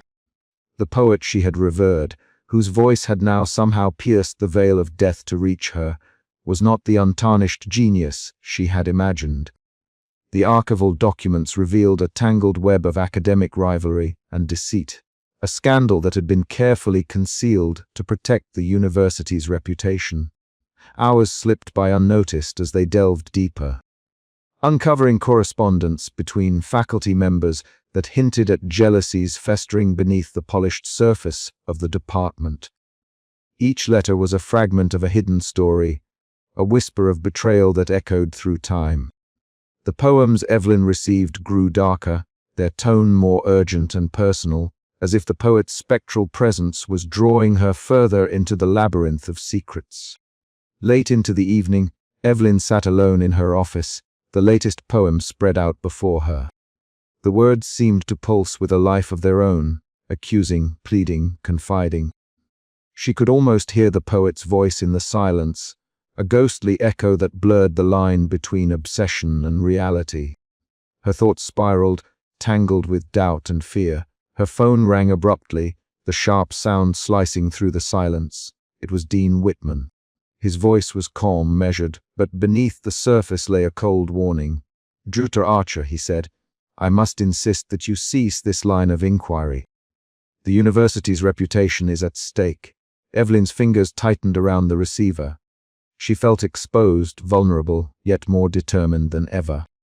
The archive had revealed the first true glimpse of the darkness lurking beneath the poet's legacy. Now the real danger was only beginning. As the call ended, the shadows in the room seemed to deepen. Evelyn glanced once more at the poem, its final lines a chilling promise. The past was not done with her yet. She would have to navigate the treacherous waters ahead alone, driven by a haunting blend of obsession and dread that whispered from the dead poet's lips. The night stretched on, the archive's secrets unfolding like a dark bloom. Evelyn knew that each new discovery would draw her deeper into a web of envy, betrayal, and forbidden genius forces that threatened not only the university, but the fragile balance of her own sanity. The faculty lounge was unusually quiet when I entered, the muffled hum of conversation dying abruptly as I made my way to the cluster of familiar faces. Professor Hargrove was there, impeccably dressed as always, his sharp eyes narrowing the moment he saw me. "Ja." Simon Lee stood beside him, arms crossed, his skeptical gaze weighing me with quiet judgment. I took a deep breath, feeling the weight of the moment settle over me like a shroud. "I think it's time we spoke frankly," I said, my voice steady despite the tumult inside. "The rumors about the dead poet's work, they're not just whispers anymore. There's evidence of plagiarism, of betrayal, and it's tied to people in this very department." Hargrove's lips curled into a cold smile. "Rumors, Yeah. Archer, are often born from envy and misunderstanding. I suggest caution before you make baseless accusations." Simon's gaze flickered to me with a mixture of skepticism and something else, perhaps curiosity. "Envy does poison the well, but sometimes the well needs cleaning," he said quietly. The tension in the room was palpable. I pressed on. "I have poems, letters, and archival documents that suggest otherwise. That the poet's genius was not only unrecognized but actively suppressed, and worse, his death may have been more than the suicide we were told." A murmur ran through the gathered professors. Hargrove's smile faded, replaced by a steely glare. "You tread dangerous ground, Evelyn. Be mindful of the consequences." I nodded, unshaken, prepared to face them. Later, in the sanctuary of my office, the latest poem lay before me. Its verses were darker, more laden with grief and accusation than any before. The words seemed to seep from the page, whispering secrets long buried beneath layers of academia's polished veneer. "The envy that killed me, cloaked in praise," the poem read, each line a dagger aimed at unseen enemies. The images evoked a tortured genius, isolated and betrayed by those he trusted. Lena appeared hesitantly at the door, her eyes reflecting concern as she watched me absorb the poem's weight. "Evelyn, the others are talking. They're re-choosing their sides. We need to be careful." I looked up, meeting her worried gaze. "I know, but I can't stop now. Not when the truth is this close." The days that followed were a blur of whispered conversations and sidelong glances. Colleagues who once greeted me with casual warmth now passed me with cool detachment. The academic sanctuary I once belonged to felt like a cage closing in. One evening, Lena and I walked beneath the heavy sky, rain beginning to fall in cold sheets. The campus was deserted, the shadows lengthening with the darkening clouds. "They were afraid," I said quietly, "of what I'm uncovering." Lena nodded, her breath visible in the chill air. "And you, are you afraid?" I hesitated, the storm's fury echoing the tempest inside me. "Afraid, yes. But more than that, I'm determined, because if I don't find the truth, no one will." The rain soaked through my coat, but the chill was nothing compared to the cold dread settling in my bones. Somewhere in the shadows of this university, the past was waiting to be unearthed, waiting to strike. I returned to my office that night with the poem clutched in my hands, the words echoing in my mind like a heartbeat. The line between the living and the dead blurred, and I felt the poet's presence growing stronger, his voice a haunting melody threading through the darkness. The confrontation had changed everything. The fractures among my colleagues were now cracks in the very foundation of the department. The envy that had consumed the dead poet threatened to consume us all. And I was caught in the middle, torn between reverence for a genius lost and the ruin that his legacy had wrought. As I sat at my desk, the city lights flickering beyond the window, I knew the path ahead was fraught with peril. But the poems, his words, were a map through the shadows. I had to follow them, no matter where they led. The night deepened, and with it, my resolve. The shadows among colleagues were growing darker still, and the dance of secrets and lies was far from over. I was no longer just a professor uncovering history. I was a seeker drawn into a labyrinth where trust was fragile, and truth was the deadliest weapon of all. And somewhere, in the silent spaces between the verses, the poet waited, waiting, his voice rising again in a final, haunting refrain. The rain fell in steady sheets that afternoon, drumming relentlessly against the windows of Dean Whitman's office. The heavy scent of old wood and polished leather filled the room, mingling with the faint aroma of fading tobacco from his desk ashtray. Evelyn sat stiffly in the high-backed chair opposite him, her fingers clenched tightly around the worn handle of her leather satchel. The soft tick of the grandfather clock echoed in the silence as the dean regarded her with a measured calm that barely concealed the steel beneath. Archer, Whitman began, his voice smooth but edged with unmistakable warning. The university does not take kindly to disruptions, especially those that threaten its reputation. I must insist you reconsider your current course of action. Evelyn met his gaze evenly, though a flicker of unease prickled at her skin. With all due respect, Dean, the truth is never a disruption, it's a necessity. A faint smile curved his lips, devoid of warmth. Idealism is a luxury, Evelyn. One that can cost careers and more. She swallowed hard but refused to back down. If the poet's death was anything but what it seemed, the university owes it to his memory and to itself to face that. Whitman's eyes narrowed, his tone dropping just a notch. Remember that loyalty can be as binding as any chain. The conversation left Evelyn hollow as she stepped back into the gray drizzle of the campus. The steady slap of rain against her coat seemed to echo the pounding in her chest. She pulled her collar tighter and quickened her pace, the shadows of the tall stone buildings stretching like accusing fingers across the slick pavement. Later that evening, in the dim light of the cramped office she shared with Lena, the atmosphere was thick with unspoken fears. Lena sat curled on the edge of her chair, her brows knitted in concern. "Evelyn, I don't know if this is safe anymore," she whispered, voice trembling just enough to betray her worry. "We were not just poking at old bones, we were stirring up something darker." Evelyn looked at her assistant, the flickering desk lamp casting soft shadows across Lena's youthful face. "I understand, Lena, but if we don't do this, who will?" The room felt charged, the tension rising like a storm ready to break. "I'm scared," Lena admitted, eyes glistening with unshed tears. "Not just for you, but for myself. How far are we willing to go?" Their exchange hung in the air, fragile as a spider's web. Evelyn reached out, her hand resting briefly over Lena's. "We'll face it together." But the cracks had begun to form. Days passed, and the pressure mounted. Evelyn found herself increasingly isolated. Colleagues avoided her gaze in the faculty lounge. Whispered conversations ceased when she entered. The poems kept arriving, each one darker, more insistent, pulling her deeper into the labyrinth of secrets. The university had become a cage, its walls closing in with every step she took. One late night, as the campus emptied into silence, Evelyn wandered the rain-slick paths alone.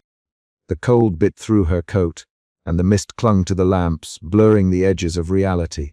Her breath rose in quick, visible bursts. The world felt both vast and claustrophobic, a paradox that mirrored the turmoil inside her. She was a solitary figure amid the ghostly outlines of trees and stone, haunted by the voices of the past and the weight of present threats. Back in the office, the fragile alliance between Evelyn and Lena finally shattered. A heated argument erupted over the risks and the morality of their pursuit. Voices rose, shaking the walls that had once sheltered them. Evelyn's relentless drive clashed with Lena's growing fear, each desperate to be heard and understood. "You don't see what this is doing to us?" Lena exclaimed, tears spilling free. "We were losing ourselves in this obsession." "I'm doing this for the truth," Evelyn replied, voice strained but resolute. "For justice. For the poet." "And what about us? What about friendship?" Lena's words hung heavy, unanswered. The fight left them both raw and shaken. Trust, once the foundation of their partnership, now felt fragile and fractured. As the chapter closed, Evelyn stood at a precipice, her support system crumbling, yet her determination unyielding. The path ahead was darker than ever, but turning back was no longer an option. The university's secrets beckoned, and with them, the peril of uncovering truths some wished forever buried. The rain outside softened to a drizzle, but inside Evelyn's heart, a storm raged on. The late evening had settled over the university like a shroud, the usual bustle replaced by a quiet that felt too complete, almost expectant. Evelyn Archer sat hunched over her desk in the small, cluttered office she'd inhabited for the better part of a decade. The harsh glow of the fluorescent lights above cast long shadows across stacks of books and scattered papers, but it was the latest poem that held her rapt. The paper before her bore neat, almost obsessive annotations, circles, underlines, question marks, evidence of a mind desperate to unravel the secrets tangled within the cryptic verses. This poem was different. It was urgent, raw, pleading even. The voice that had whispered through the words of the long-dead poet seemed to pulse with a life of its own, reaching across 20 years and the silence of death to speak directly to her. Evelyn's fingers trembled slightly as she traced the faded ink, the words echoing in her mind like a secret heartbeat. "Listen," the poem demanded in its haunting cadence. "The shadows remember what the light forgets." A chill crawled up Evelyn's spine, and she glanced over her shoulder, half expecting to see a shadow lurking just beyond her door. But the hallway was empty, silent except for the faint hum of the building's ventilation. Yet the sensation of being watched lingered like a heavy fog. She rubbed her eyes and reached for her journal, where she meticulously recorded every line, every nuance. But the more she read, the more the boundary between reality and something else, a spectral presence, a ghostly voice, seemed to blur. Was this the poet reaching out? Or was her mind fraying under the pressure of obsession? The next morning brought no relief. Evelyn's footsteps echoed louder than usual in the deserted corridors as she made her way to the department's main office. The usual comfort of familiar faces was absent. Whispers seemed to ripple just beneath the surface, eyes flickering away when she met their gaze. Lena Martin found her first, waiting outside her office with a cautious expression. "Evelyn, you should be careful," she whispered, her voice low enough to be swallowed by the thick oak doors. "There are rumors going around, people are watching." Evelyn's heart tightened. "Watching?" Lena nodded, eyes darting nervously down the hall. "You're not the only one who's noticed the strange things." Doors left ajar, footsteps when no one's there. Tommy Briggs mentioned it too. The name sent a shiver through Evelyn.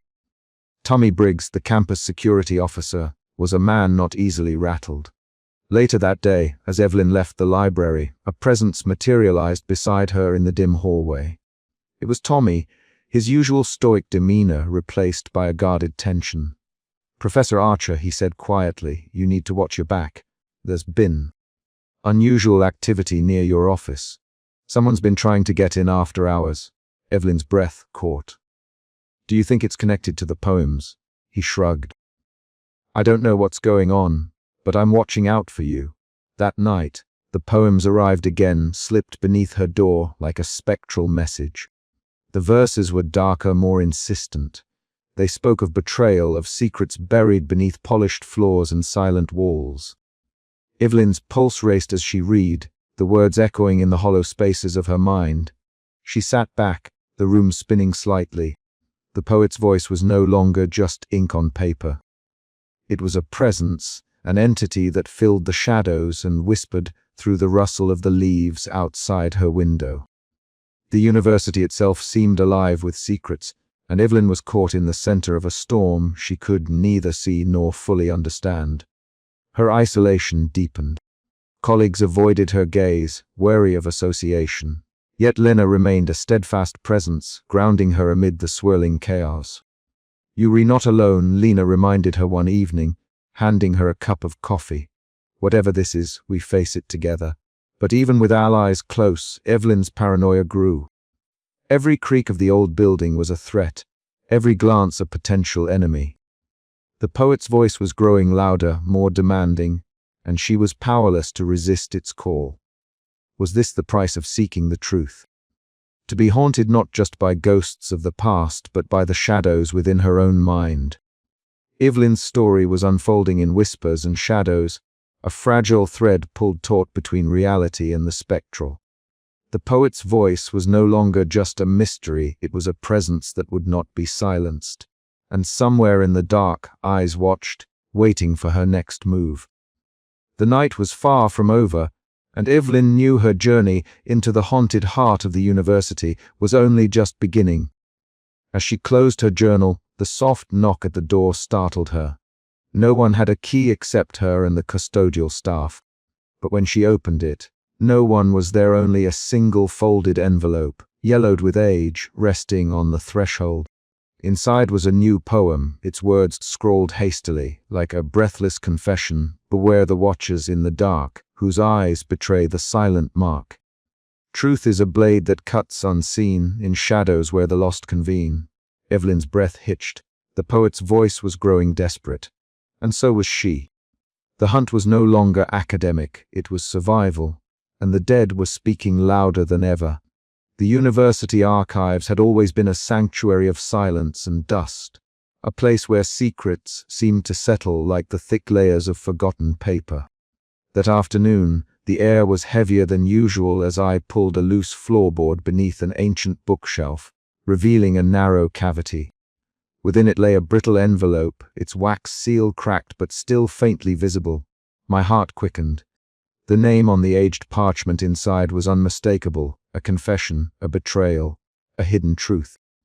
I sat cross-legged on the cold floor, the yellowed letter trembling slightly in my hands.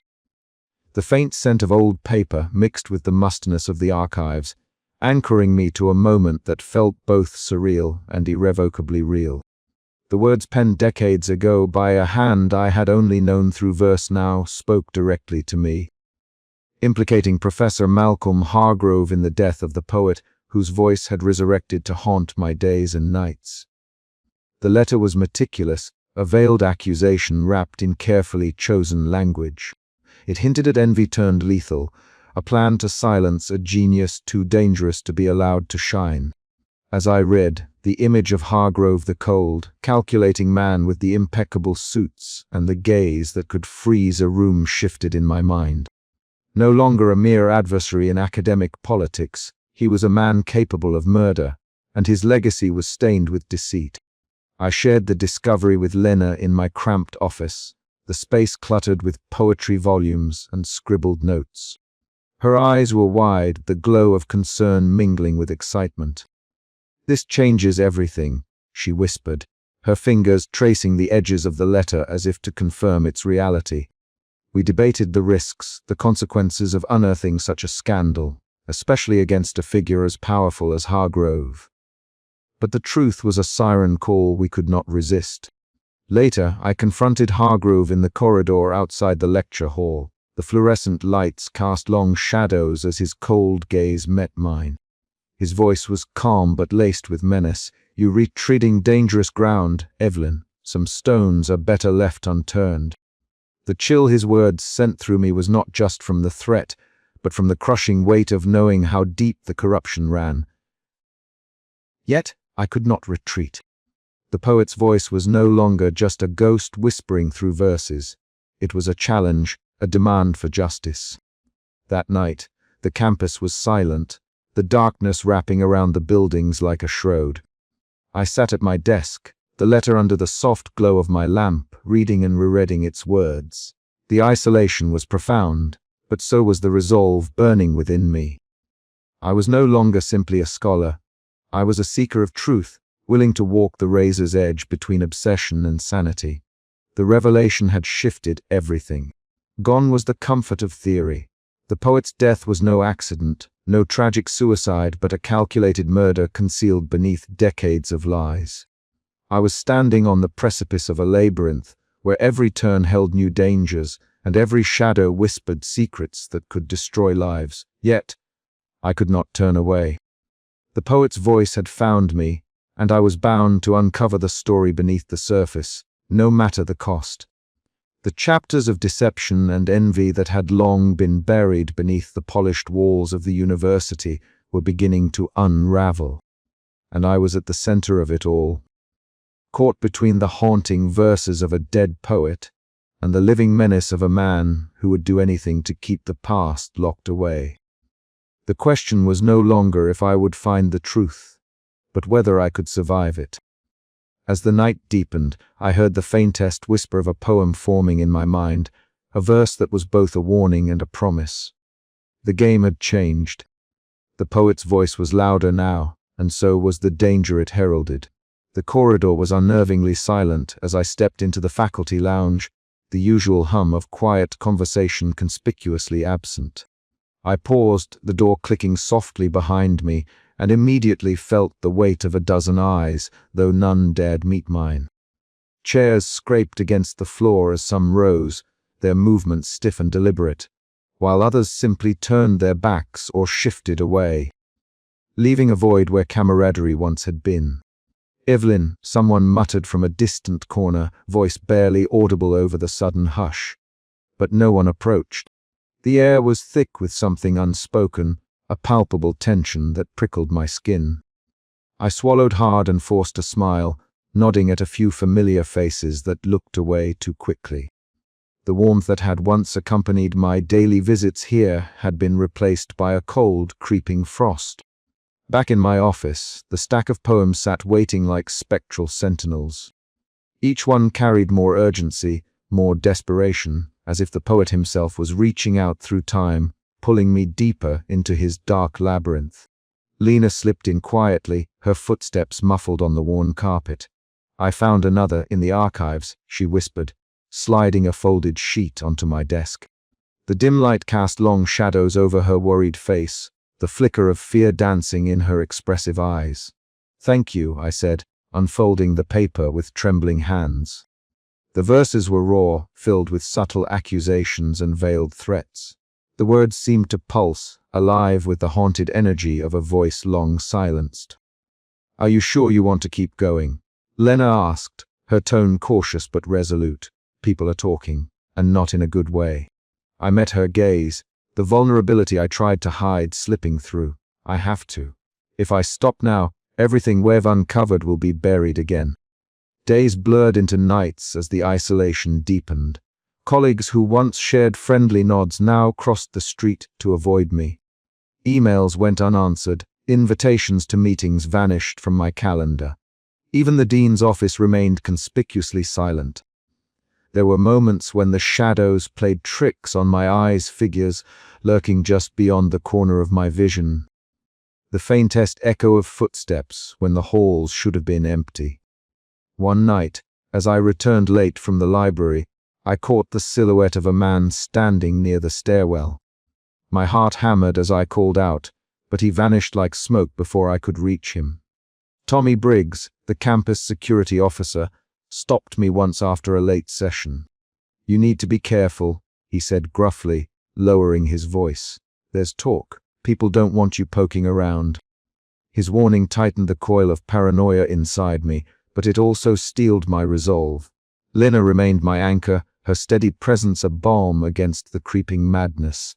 Yet even our conversations grew strained, the weight of secrecy and fear pressing down on us like a shroud.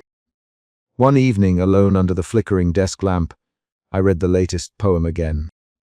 The words seemed to throb with a spectral heartbeat, the voice of the dead poet whispering truths that chilled and compelled me in equal measure.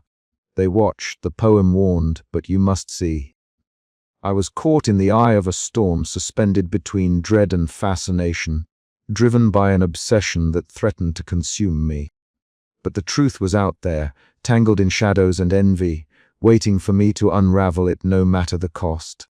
I closed the door behind me, the silence pressing close once more. The game had changed and I was alone, but not defeated, not yet. The heavy tick of the old clock in the university library seemed to echo the turmoil in Lena Martin's mind. She sat hunched over a spread of yellow documents and faded photographs, the dim glow of the desk lamp casting long shadows across her face. Her fingers trembled slightly as she traced a line of text that hinted at a new lead in the mystery surrounding the dead poet. But the thrill of discovery was dampened by a gnawing dread. How much farther could this investigation go before it destroyed them both? Lena had always admired Evelyn Archer's tenacity and brilliance, but over the past weeks, the professor's relentless obsession had begun to wear on her. The poems arriving in Evelyn's mailbox, the late nights poring over archives, the whispered warnings from campus security, it all formed a tapestry of tension that Lena felt increasingly unprepared to navigate. "Have you seen this?" Evelyn's voice broke Lena's reverie as she entered the library, her eyes bright but shadowed with fatigue. She held up a freshly delivered poem, the ink still crisp. Another message. "It's more urgent this time." Lena swallowed hard, folding the letter carefully. "Evelyn, we need to talk about. How far we were willing to go." Evelyn arched a brow, the familiar sharpness in her gaze tempered by exhaustion. "What do you mean?" "This investigation, it's not just academic anymore. There are people who don't want us digging around. I've heard whispers, seen the looks when we re-in the archives, and I'm worried about what it's doing to you." Evelyn's jaw tightened. "I appreciate your concern, Lena, but we're on the brink of uncovering something monumental. We can't stop now." The conversation was interrupted by the piercing ring of Evelyn's phone. She glanced at the caller Ed, her expression darkening. "It's my sister," she murmured. Evelyn stepped into the hallway to take the call, her voice low and strained as she exchanged terse words. Lena listened from the doorway, the tension palpable.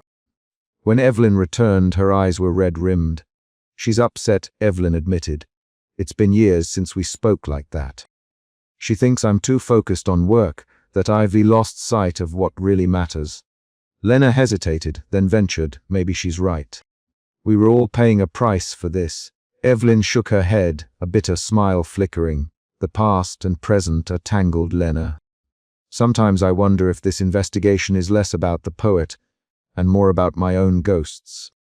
Later that evening, the two women found themselves in Evelyn's cramped office, the walls lined with books and the faint scent of old paper hanging in the air. Lena's voice was quieter now, edged with vulnerability. "I don't want to lose you to this mystery, to the university's shadows. But I also can't walk away from it. It's like a puzzle we have to solve." Evelyn reached out, placing a hand over Lena's. "I'm grateful you're here. But be careful, Lena. Not everyone wants this truth to come out." The room seemed to shrink as the weight of those words settled between them. Outside, rain began to patter against the window pane, a steady, somber rhythm that matched the slow unraveling of their lives. In the quiet that followed, Evelyn stared out at the blurred city lights, the night cloaking her in loneliness. The investigation had become a crucible, forging new fears and old resentments. Her sister's words echoed in her mind, accusations of neglect, of obsession, and she realized how far removed she'd become from the life she once knew. As the hours slipped by, Evelyn's thoughts spiraled into the past memories of her mentor lost to academic politics, the poet whose voice now haunted her, and the price of uncovering buried truths. Somewhere between hope and despair, she understood that this journey was no longer just about poetry or scandal. It was about survival, identity, and the thin line separating genius from madness.